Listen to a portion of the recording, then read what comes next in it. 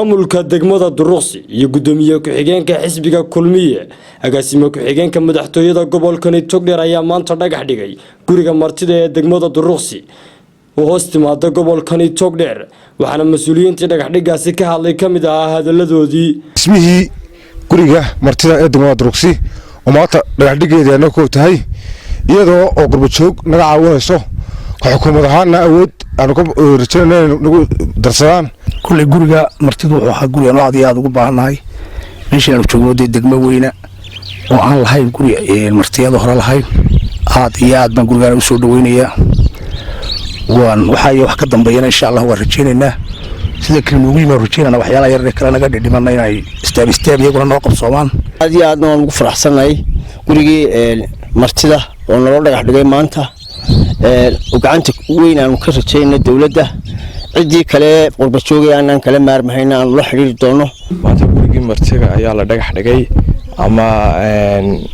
مدحتوي دي سجى الله يقانا. مناسبة أي مكان تاجنا هنا هو جورجي مرتجع أمام مدحتوي ده دجمدا تروقسي.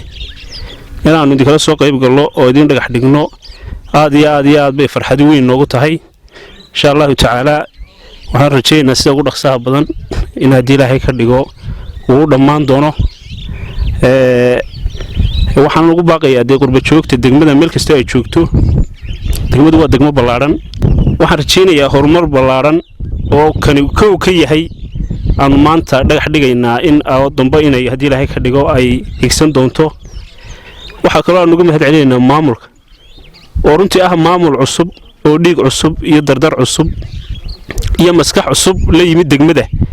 oo muddadii yar ee koobnayd ee ay joogeen wax weyn oo la taaban karo oo muuqda ka qabtay degmada taana waan ugu hambalyeynaa taariikhda u gali doonta insha Allah ta'ala wa Abdulaamin Abdullaahi telefishinka caalamiga Star Burco xawlaadaha lacaguhu xirfadaha cilmiga koray waa hanaan ku xidhan oo degdeg iyo xilgudashada xaslashada amaanada xaqiiqdii dahabshiil baa ku caaneed ku dirsada dahabshiil ku hel lacagtaada iyo dahab adigoon isawleyn aqalkaad ku nooleed albaabkiisa joogana ayar fariinta lacagtaada ka eego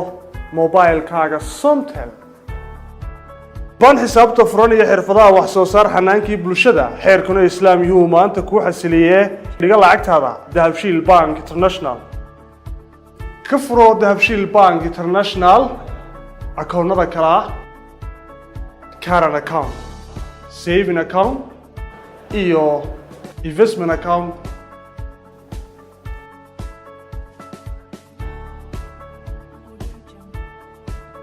ku xidha account-kaaga dahabshiil bank international adeega casriga ah ee dahab